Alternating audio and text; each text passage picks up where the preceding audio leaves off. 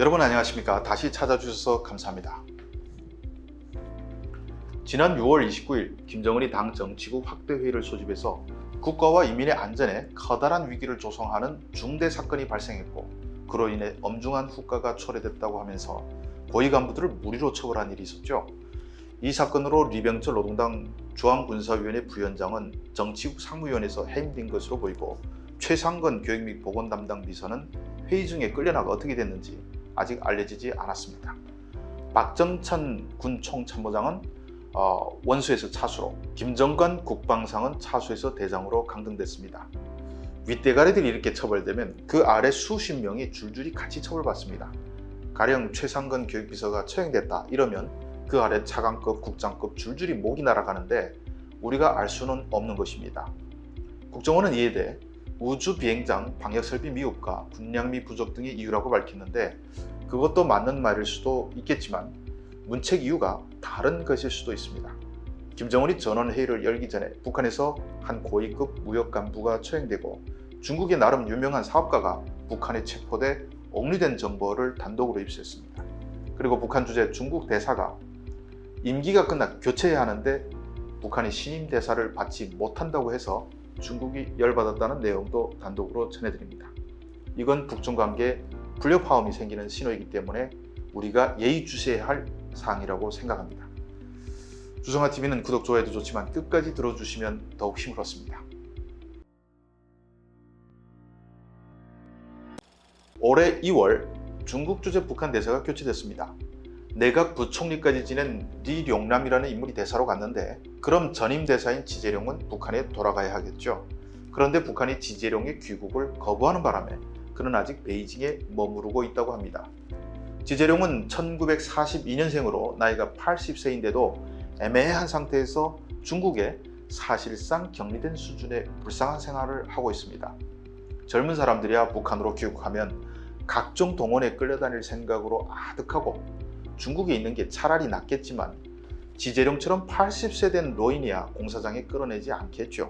이제 평양 집에 돌아가 아들 손주들 보면서 여생을 지내면 되겠는데, 북에서 받지 않아 베이징에서 기약 없는 시절을 보냅니다. 수차 말씀드렸지만 3월에 일방적으로 철수한 말레이시아에 있던 북한 대사관 수십 명도 베이징에서 발이 묶여 움직이지 못하고 있습니다. 노동당 국제부 부부장을 지냈던 지재룡도 돌아가지 못하는데 말레이시아 대사관 사람들이 못 가는 것은 어쩌면 당연한 일이겠죠. 제가 이 말을 드리는 이유는 그만큼 북한이 해외에 있던 사람이 들어오는 것을 철저히 금지한다는 이야기를 드리기 위해서입니다. 그런데 이런 철저한 폐쇄가 비단 북한 외교관들에게만 해당되는 것은 아닙니다. 단독으로 확인한 사실인데, 리진쥔 북한 주재 중국 대사도 임기가 끝나 교체해야 하는데 북한이 새 대사를 받기를 거부해 대사 교체가 이루어지지 않고 있습니다. 리진쥔은 2015년 3월에 부임했는데 원래 북한 주재 중국 대사들의 임기는 대체로 5년입니다. 리진쥔 대사는 중국 공산당 대연락부 부부장을 지내던 인물인데 이 사람도 돌아와서 승진을 해야죠. 2020년 3월이면 교체돼야 하는데 리 대사는 불쌍하게도 평양에 갇혀 돌아오지 못하고 나이만 먹어갑니다. 왜냐하면 북한이 새 대사를 받기 거부했기 때문입니다. 중국으로선 새 대사를 파견할 의무가 있잖아요. 리 대사도 그냥 거기 가둬둘 수는 없으니 북한에 사정을 했답니다. 그냥 특별 비행기 한 대 내서 순안공항에 착륙시키고 딱 대사 한 명만 내려놓고 오겠다 이랬습니다. 그런데 북한이 이것도 안 된다고 거절했습니다. 이건 확인한 팩트입니다. 새 대사를 받지 않겠다고 하니 그렇다고 북한처럼 중요한 우방국에 대사 자리를 공석으로 둘 수 없어 리진쥔은 지금 1년 반 동안 그냥 평양에 잡혀 있습니다. 아마 속으로 엄청 열받을 겁니다. 이거 승진도 못하고 그새 대연락부 좋은 자리는 후배들이 다 차지할 것이고, 게다가 물자가 부족한 평양에서 사는 것도 인질과 다름없는 삶인데 과연 좋을까요? 자, 이렇게 북한이 대사급 교류도 맡고 있는데, 이런 와중에 간이 크게 북한에 중국 사업가를 데리고 들어간 북한 무역 일꾼이 나타났습니다. 이름과 직책은 아직 확인하지 못했는데 지금과 같은 상황에서 중국 대방을 데리고 들어갈 정도면 고위급이 분명하겠죠. 이 사람이 자기가 들어가고 싶다고 하면 들어가겠습니까? 더구나 중국 사람까지 데리고 말입니다. 이 무역 일꾼에게 또 윗선이 있는 겁니다. 그 사람은 아주 예의적으로 받으라고 지시가 떨어져야 신의주 세관에서도 통과시켜 줄 것이 아니겠습니까? 그 정도 윗선이면 리병철이 아닐까 저는 조심스럽게 추정해 봅니다. 이 무역 일꾼이 중국 사업가를 데리고 들어간 이유가 사적 이해관계 때문은 아니라고 합니다. 김정은이 얼마나 많은 공사판을 벌려놓고 아래 간부들을 닥달질합니까?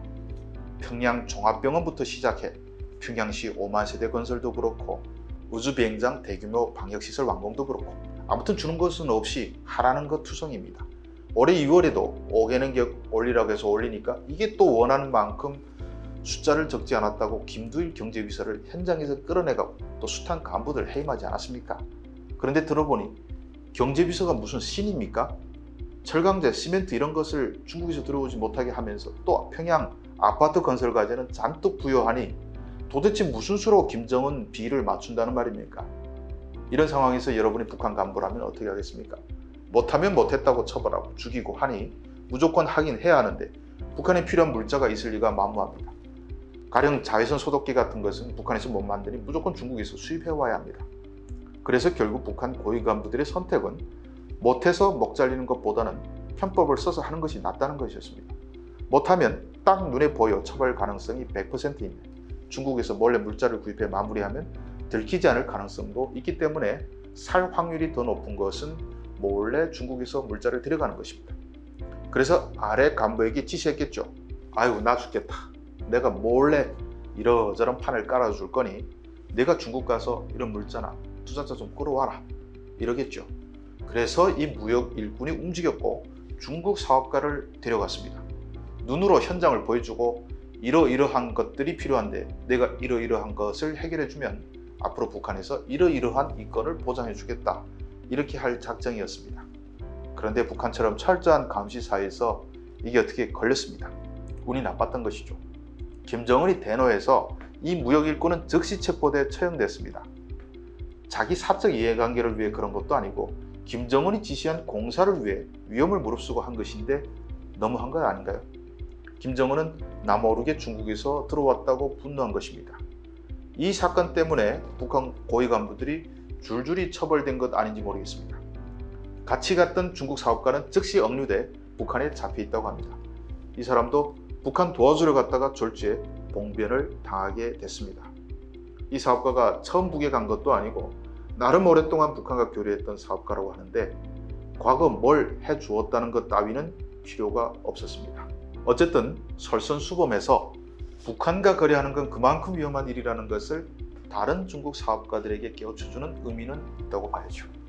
이 사업가를 꺼내기 위해 중국이 노력한다고 하는데 언제가 됐든 데려가긴 할 겁니다.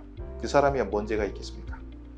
오늘 말씀드린 사실은 김정은이 코로나에 여전히 얼마나 민감해하는지를 잘 보여주는 팩트입니다.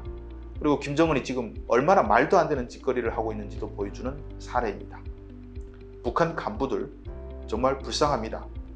이러면 이랬다고 죽이고 저러면 저랬다고 죽이고 살아날 경우의 수가 없네요. 달아나려고 해도 달아날 수도 없고요. 설에 앉아서 북한 간부들 욕하기도 참 미안할 따름입니다. 시청해 주셔서 감사합니다.